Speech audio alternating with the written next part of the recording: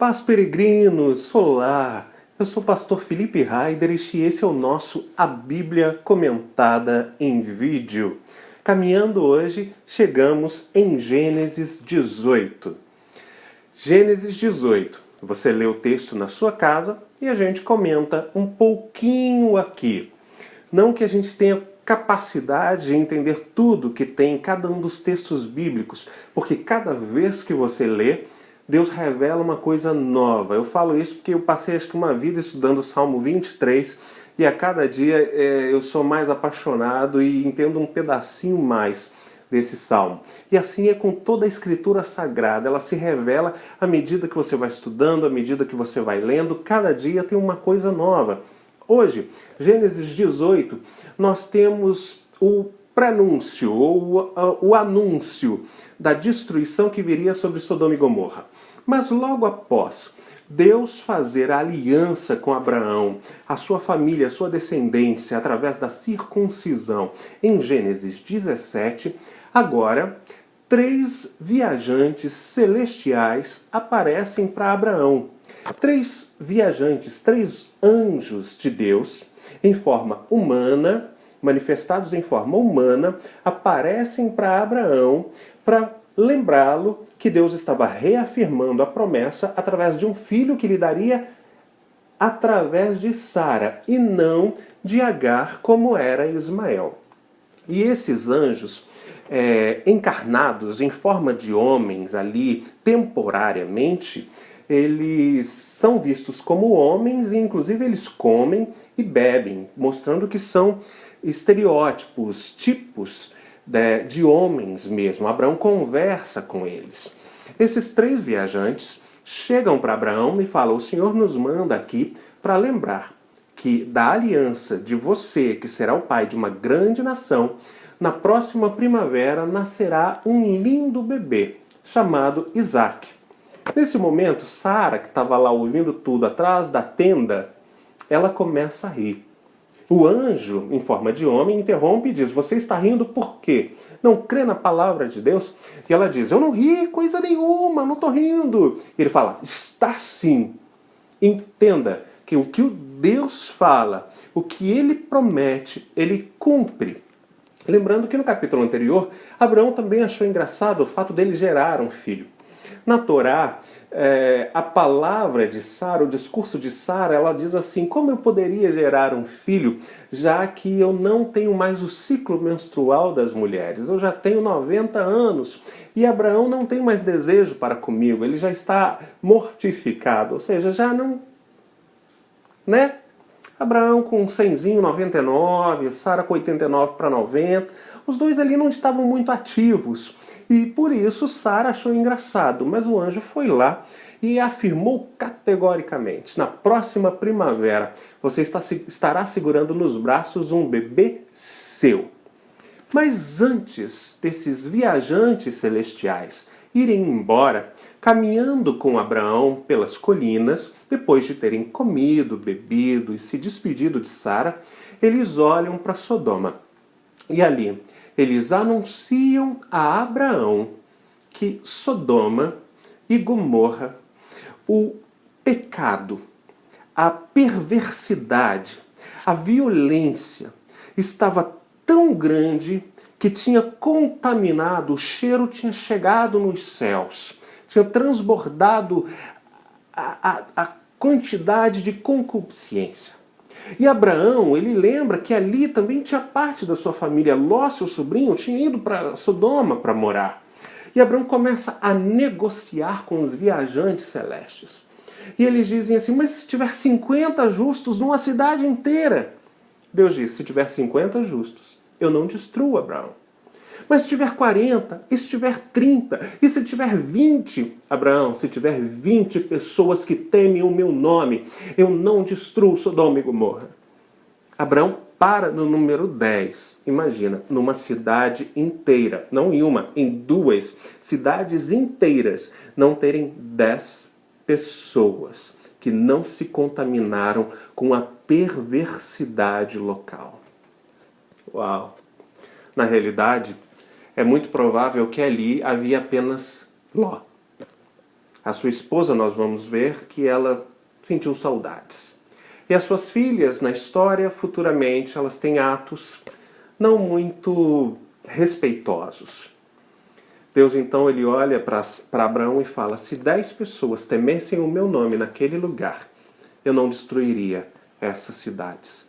Mas ali o mal domina, impera, e a perversidade está tamanha que já não há como suportar.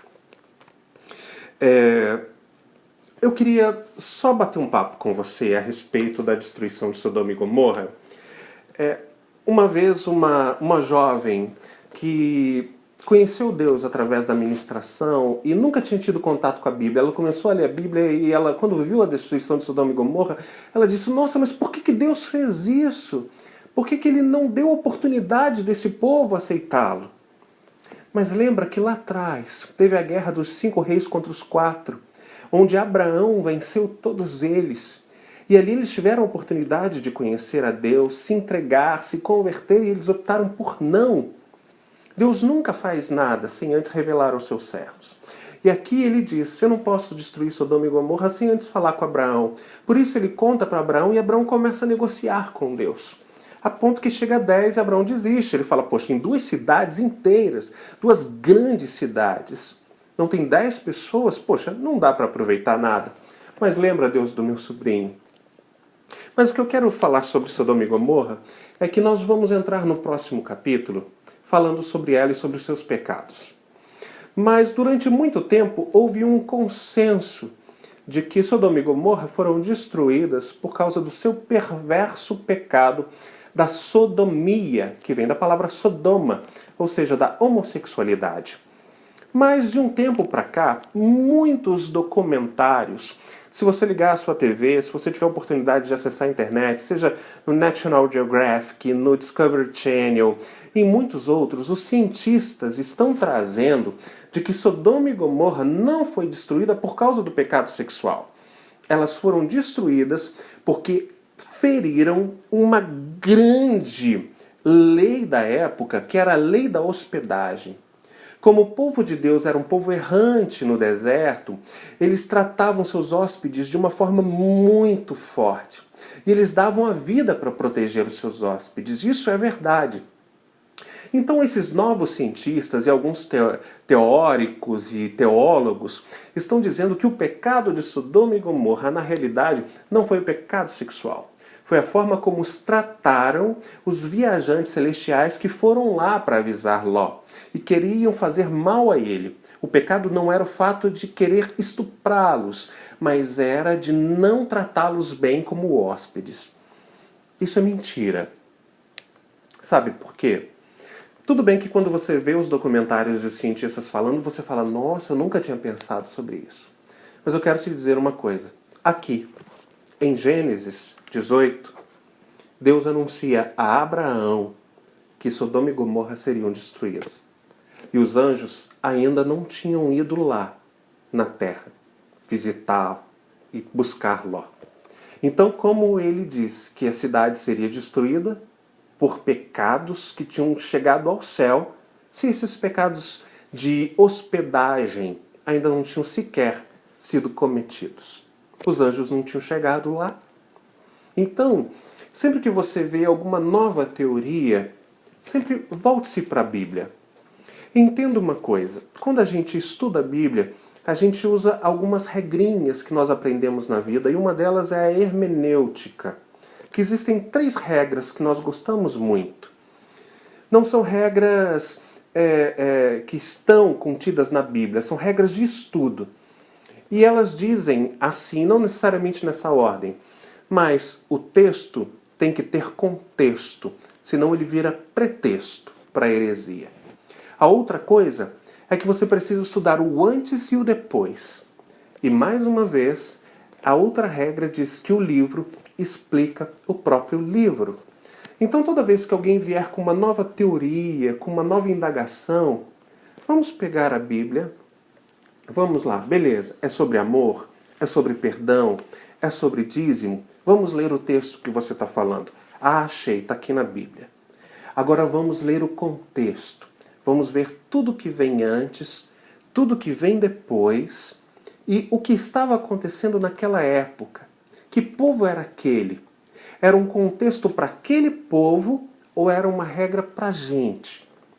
E por fim, vamos descobrir em outros lugares da Bíblia onde se fala sobre o mesmo assunto.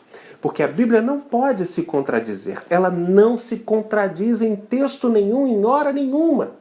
Ela é inerrante e inefável. Isso significa que não há erro e não há sombras de nenhum tipo de falha. Eu espero você para a gente falar sobre a destruição dessas duas cidades. Para a gente desconstruir e construir algumas coisas. Mas não é porque eu estou falando que você deve acreditar. Você deve fazer como os crentes que escutavam Paulo lá em Bereia, os bereanos. Falou, meu pastor falou, o pregador falou, o cantor cantou, o pastor Felipe disse. Deixa eu pegar a minha Bíblia, deixa eu ler. Confere. Ou, não confere. Sempre entendendo que muitas pessoas estudam, mas você também pode estudar. Mas não pega um texto isolado.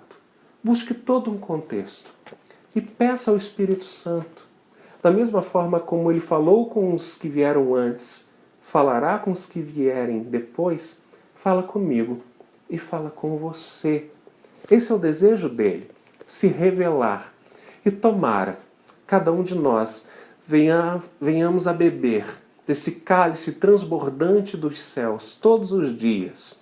Aprender e estudar simplesmente para aumentar a fé, construir a comunhão, mas que todos nós tenhamos o desejo pela palavra de Deus. Hoje, nós vimos que Abraão foi visitado para reafirmar a fé. A promessa aconteceu do nascimento de Isaac 25 anos depois. Eu sei que ele com 100 anos, Sara com 90, terem um filho depois de 25 anos, que havia uma promessa, pode ser difícil. A Bíblia não dá o dia a dia desses 25 anos.